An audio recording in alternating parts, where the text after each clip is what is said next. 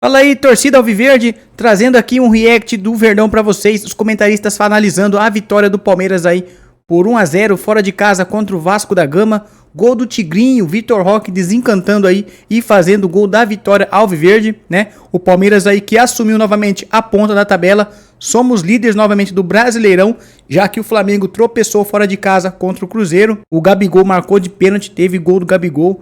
Deixa aqui seu comentário, se inscreva no canal, vê que os comentaristas estão analisando a vitória e falando do Verdão. Fechou? Tamo junto, bora pro vídeo aí. Está com quem? Com o Palmeiras, que venceu o Vasco por 1-0 lá no Mané Garrincha. Daqui a pouco eu queria até falar sobre essa opção do Vasco. Sei que vai lá ganhar dinheiro, mas São Januário faz uma falta, ainda mais nesses momentos, né? A gente pode falar sobre isso daqui a pouquinho, mas primeiro vamos começar, Eugênio, sobre mais uma vitória do Palmeiras. A gente vendo esse Vasco aí continuando dando aquele espaço ali na região próxima à entrada da área, né? Continuam alguns hábitos.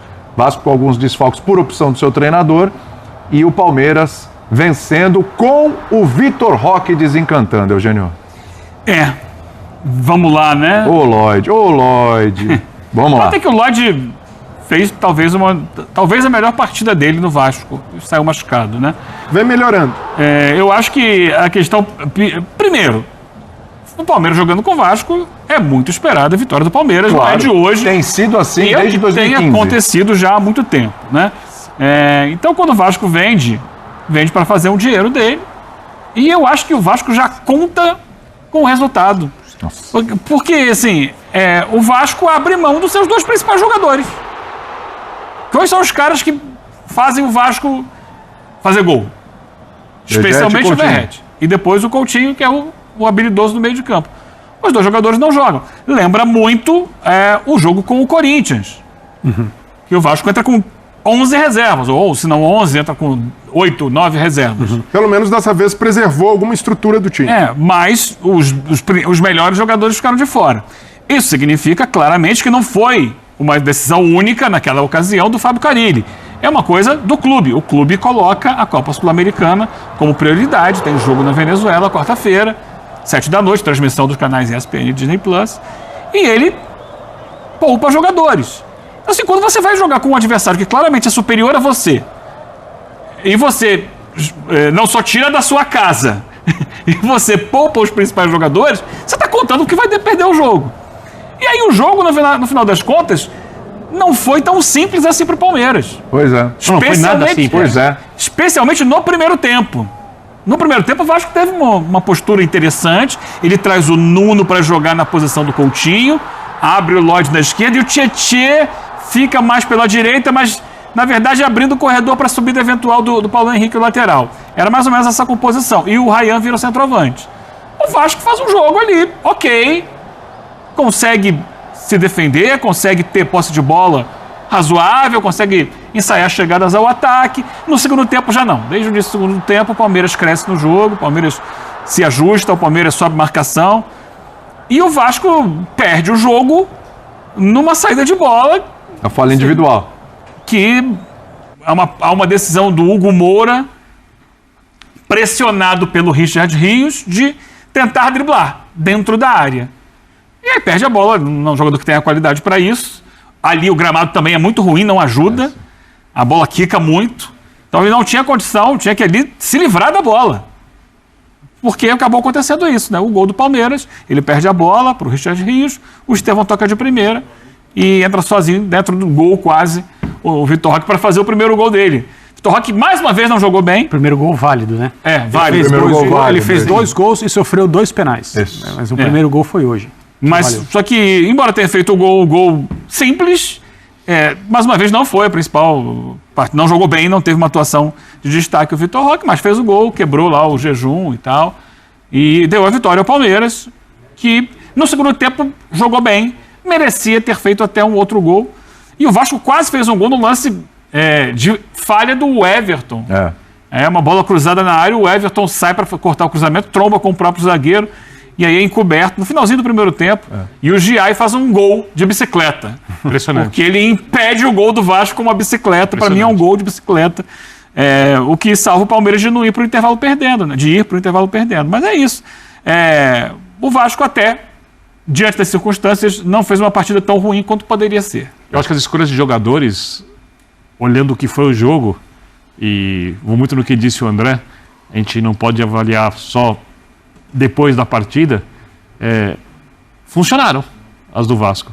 Essas iniciais, né? Sim, porque no final das contas, Palmeiras e Vasco, nesse momento, quando a gente olha os elencos, a questão financeira, a gestão e tudo mais, eles pertencem a planetas completamente diferentes. Um é um planeta feliz e o outro é um planeta triste. E o planeta do Vasco é um planeta triste. E hoje o planeta triste... O planeta feliz do Palmeiras está sempre reclamando também, né? Isso é uma coisa cultural. Isso é uma coisa cultural. Agora, eu acho que o Vasco, dentro do que era possível, fez um bom jogo. Do lado do Palmeiras, eu acho que é um time em evolução. O Palmeiras hoje ele é um time melhor do que ele era no estadual.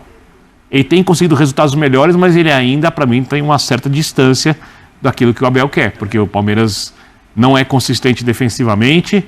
O Palmeiras, com a bola, ele funciona em vários momentos, em outros ele apaga. Eu acho que a construção é normal, repito, não dá para exigir nada com os times jogando quarta, domingo, ou 2 vezes por semana. É o líder do campeonato. É o líder do campeonato. Chave Várias vezes o Palmeiras faz um jogo parecido com o dos adversários, às vezes até um pouco pior, e ganha. Então, mas esse não é o Palmeiras do Abel, o Palmeiras de sempre que eu digo da era Abel. O Palmeiras que, quando joga bem, esquece, vai ganhar o jogo e já era. O Palmeiras, quando joga mais ou menos, ou um pouquinho abaixo, ele consegue arrumar um empatezinho num jogo mais duro, ou quando é um jogo com um adversário mais inferior. Eu acho que para ser isso, o Palmeiras ele acaba vencendo. Palmeiras. Porque o Palmeiras, embora tenha jogado até bem contra o Bahia e perdeu, o Palmeiras não tem feito partidas exuberantes, mas ele tem conseguido. Tanto é que tá aí, é líder do seu grupo na Libertadores e é líder do Campeonato Brasileiro. 18 jogos invicto como visitante. Isso é incrível. Isso é um dado espetacular desse Palmeiras. Impressionante. Então, é um Palmeiras que ele é muito eficiente. A gente sempre falou do Palmeiras do Abel como um time eficiente, um time de extrema eficácia. O Palmeiras do Abel... Ainda mais quando do outro lado um adversário te entrega um gol. O Palmeiras, então você obriga o adversário, você acaba obrigando o adversário. Quando você pega o Palmeiras, você obriga o adversário. Pode isso acontecer com o Flamengo também, mas a gente está falando aqui do Palmeiras nesse momento. Você obriga o adversário a praticamente erro zero. Ia fazer um jogo perfeito como o Bahia fez na semana passada. Exatamente, porque se você tiver um erro, uma titubeada, o Palmeiras... você vai pagar caro por isso. Eu acho que o Palmeiras não vai deixar barato. O Palmeiras do Abel pronto é esse time que você falou que não permite nenhum erro do adversário. Esse Palmeiras, acho assim, o time do Abel, desde quando ele chega, ele transita entre um time competitivo e chato de ser enfrentado sempre. E um time extremamente forte. Ele nunca é ruim. Exatamente. Fraco ele nunca é. Sim. Nunca é fraco. Até quando o futebol é mediano, ele é muito competitivo. Tá? Eu acho que essa é a palavra. O gol é de um time competitivo. Exatamente. E vai competir o tempo inteiro, vai acreditar o tempo inteiro. Agora, eu acho que hoje, assim, o resultado é completamente normal. Das coisas que o Eugênio disse, eu colocaria no regulamento a proibição de você tirar os jogos de seu estádio. Assim, isso para mim o mínimo da sua cidade. Teremos mais, tá? Viu? Eu sei. No mínimo da sua cidade, porque você mata a isonomia do campeonato. Porque é óbvio que é muito mais difícil você enfrentar o Vasco em São Januário do que jogando em Brasília. Para qualquer equipe. As duas que o Vasco ganhou no campeonato, em São Januário. Exato. Então, assim, agora é o regulamento. Faz parte, a decisão do Vasco, né, do Palmeiras, né, nesse caso. Então, é uma questão vascaína, não é uma questão palmeirense. O Palmeiras quer ganhar os seus jogos, e isso é permitido pela regra. O problema não é do Palmeiras. O problema não é do Palmeiras. E aí não foi nenhuma venda de mando de campo em que o Vasco teria maioria de torcida. O estádio estava dividido praticamente entre torcedores palmeirenses e vascaínos, em Brasília. Então, e para mim é uma conta de padaria. Porque o Vasco vende, além desse mando de campo contra o Palmeiras, o jogo contra o Botafogo também será em Brasília, no Mané Garrincha, e o Vasco vai ganhar 2 milhões por jogo. E aí, se você pensar em fluxo de caixa, o dinheiro entrando, precisa para pagar salário um dia. Mas se pensar no impacto esportivo que isso tem, porque o Vasco fora de São Januário se torna um time ainda mais frágil, e pensar no campeonato, a conta simples a se fazer é quanto custam 3 pontos. Se defender, eu não quero defender a direção do Vasco, você sabe que eu não gosto da gestão. Talvez eles precisem do dinheiro para ontem. Talvez seja essa a questão. Não, ok. Mas eu tenho quase certeza que é isso. Porém, é história que quanto custam os 3 pontos. E aí vende o mando, aí é uma questão que, enfim, só coincidência. O Vasco jamais venceu no Mané Garrincha, estou errado? Não. Jamais. Nenhum jogo. 9 jogos. Todos os jogos vendidos no Mané Garrincha, o Vasco jamais venceu no Campeonato Brasileiro. Tá. Pelo brasileiro. Claro, muitos jogos já nessa fase do Vasco, onde o Vasco, né, tem muita dificuldade, não monta grandes times, tem dificuldades financeiras, até por isso joga lá para ganhar algum dinheiro. Mas assim, é curioso, você vende o mando ainda para um estádio que tem essa característica. Toda vez que o Vasco vai lá, o Vasco não volta com 3 pontos. E muitos jogos com torcida dividida, sem maioria vascaína. Exatamente. E o ponto é, para mim é conta de padaria, porque além de um possível rebaixamento, imagine o Vasco ser rebaixado e por 3 pontos. E esses jogos fazem a diferença na balança. Mas mais do que isso, vamos imaginar o Vasco no meio de tabela como foi na temporada passada. O Vasco terminou em 10º. Em 2024, o Bahia em 8º. Sabe qual é a diferença de premiação entre 10º e 8º? 5 milhões de reais. Tá. Ou seja, é mais do que os 4 milhões que o Vasco vai ganhar vendendo os 2 jogos. E a diferença para o Bahia ano passado foi de 3 pontos. Se o Vasco ganha um desses jogos, mandando em São Januário, já mata essa diferença de vender o mando de campo só para ter o fluxo de caixa. E aí eu entenderia, Birner, se fosse a justificativa da diretoria, precisamos para pagar salário, o mês está fechando, mas aí a diretoria apresenta um balanço no último dia de prazo, sem auditoria, e nesse balanço diz que o Vasco, no ano passado, teve um déficit de 92 milhões de reais, mesmo com a maior receita da sua história. Então, ou seja, o Vasco continua se endividando, a dívida continua aumentando, e esse tipo de jogo não vai resolver o problema da dívida do Vasco. Porque eu entendo quando o Botafogo da Paraíba vende um mando de campo para ganhar 6 milhões de reais. É um dinheiro que ele nunca vai ver na vida com bilheteria, com sócio-torcedor. Para o Vasco, esse não é um dinheiro que resolve o problema da dívida, não equaciona, e até mesmo para fluxo de caixa, o jogo em São Januário tem público, tem receita de bilheteria, tem um entorno. Se o Vasco trabalhasse melhor também o dia do jogo, capitalizasse mais no seu estádio. Então, esse é o ponto. Não calcular o impacto esportivo de vender o mando. E até quando uma diretoria apresenta um balanço que não é auditado, perde até a credibilidade para justificar economicamente esse tipo de decisão. E uma decisão que impacta muito na logística do Vasco.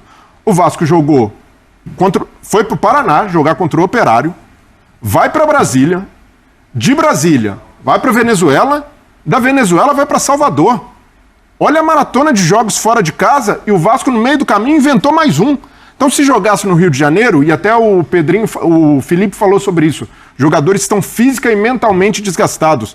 Olha o desgaste mental que é ficar fora de casa 2 semanas, viajando para lá e para cá em viagens longas. E outra, então, o Vasco criou mais um desgaste para si. Então, aí é na conta da diretoria. Tudo bem, as decisões de poupar, ok, mas o Vasco criou para si mesmo um desgaste a mais, num calendário pesadíssimo. Mas, assim, normal era o Palmeiras ganhar um jogo.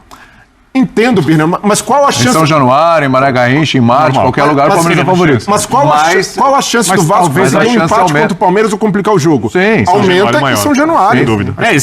Você não está fazendo, você tá fazendo a matemática financeira. Tem a matemática esportiva. Claro, e a principal... Está se considerando que o Vasco não vai correr risco de rebaixamento. Quando você abre mão dos jogos, como abriu do jogo do Corinthians e abriu do jogo de hoje, entre aspas, né? Obviamente, entre aspas. Você facilita, né? Ao não jogar em casa, ao tirar seus principais jogadores, você facilita para o adversário. Claro. Você está pensando primeiro em ganhar o dinheirinho e depois poupar jogadores pensando na Sul-Americana, que é colocada como a principal competição do Vasco hoje. Equivocadamente? Não é a primeira vez que eu falo aqui. O Vasco tem 7 pontos no campeonato. Versus o risco do rebaixamento, né? Esse é o ponto. O Vasco tem 7 pontos no campeonato. Até começou melhor do que muita gente imaginava o campeonato, né? Fazendo esses 7 pontos. Mas Só já que está já parou, a 1 ponto da zona do rebaixamento. Já parou e os outros estão chegando. Você não acha que essa escolha de poupar esses jogadores, o que faz mais gols, que resolve jogos e o mais técnico, foi meio que uma decisão, entre aspas, racional, porque eram jogos onde as derrotas eram mais óbvias? Eu não acho que a derrota para o Corinthians era óbvia. Itaquera? Não acho que era tão óbvia pelo momento do que... Corinthians, não acho que era uma derrota mas óbvia. Hoje não é derrota óbvia, mas era um jogo jogo muito difícil. É difícil, mas... Não era o jogo de hoje muito difícil. A gente colocou, eu falei isso aqui no início, né? O normal tem sido o Vasco perder para o Palmeiras. Mas você abre mão? Ok? Então, mas em algum momento você precisa abrir mão o jogo hoje mostrou que era possível pontuar. talvez até com 3 pontos, se você tivesse o Verratti em campo, talvez a história fosse diferente, ou o Coutinho. Foi um jogo que o Vasco pôde ter feito o primeiro gol, né? A gente falou aqui da bicicleta do Reais tirando a bola quase de dentro. Se você está com a força máxima, você poderia tentar alguma coisa diferente, embora sim, obviamente, o Palmeiras fosse o favorito do jogo. Agora, a questão toda minha é a priorização. Para mim, a competição mais importante é o brasileiro. Claro. Não é a Sul-Americana. O Vasco não tem elenco para colocar time reserva. Então você acha que se for para poupar, sempre na Sul-Americana? Sim. Tá.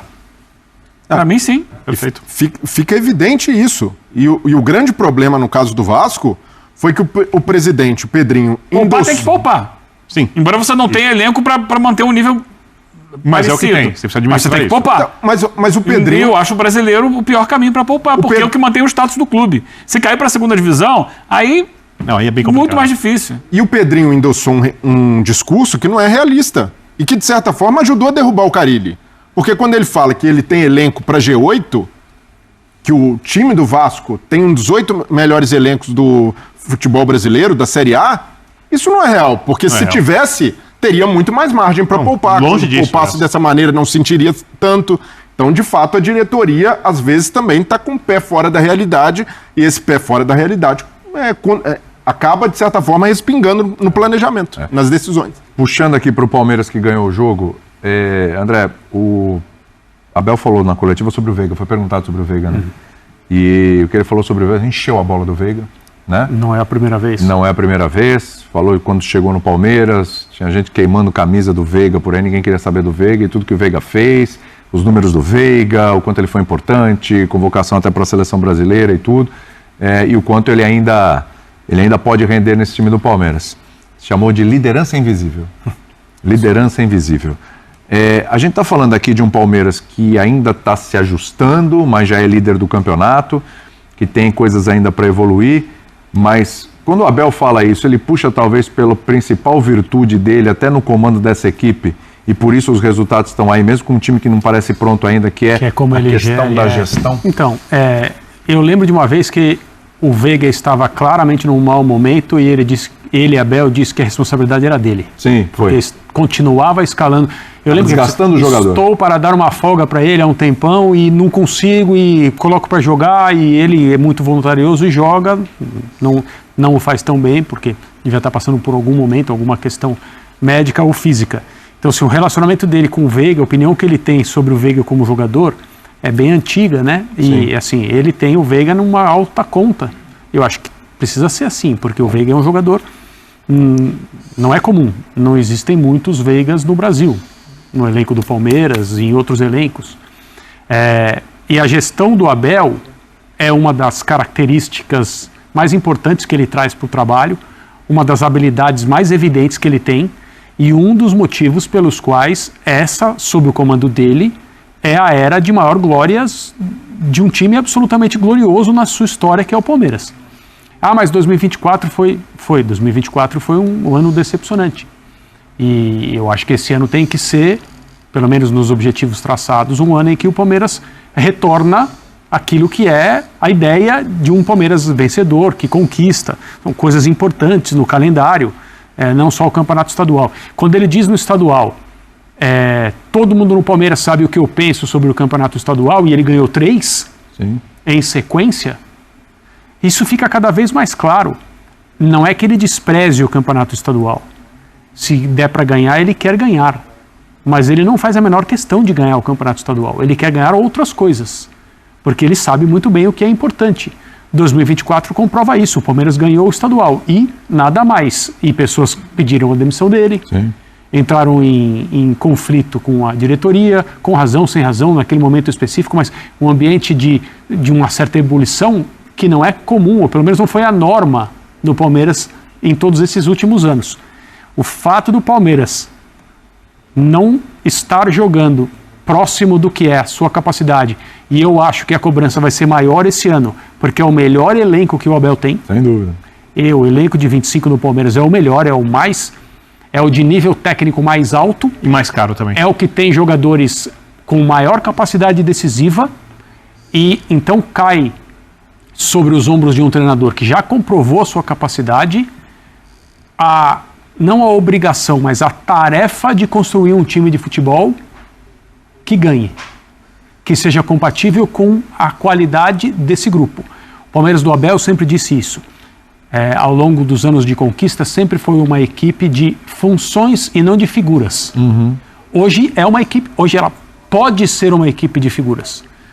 Olha os jogadores que tem no ataque, aqueles que num jogo ou outro podem ficar no banco, porque a fila, especialmente do meio de campo para frente, enquanto o Estevão estiver aí, infelizmente está chegando a hora dele não estar mais, é uma fila acirrada e que é difícil andar, porque tem gente muito boa, mas o Palmeiras não joga aquilo que pode, acho que nem perto ainda, e lidera o campeonato, ou está próximo da liderança. Então, isso é um problema para os demais, porque a tendência é um técnico com essa capacidade e um elenco que oferece o nível que o elenco do Palmeiras oferece hoje, as coisas funcionarem. Com relação ao Veiga, a opinião do Abel sobre o Veiga só pode ser essa.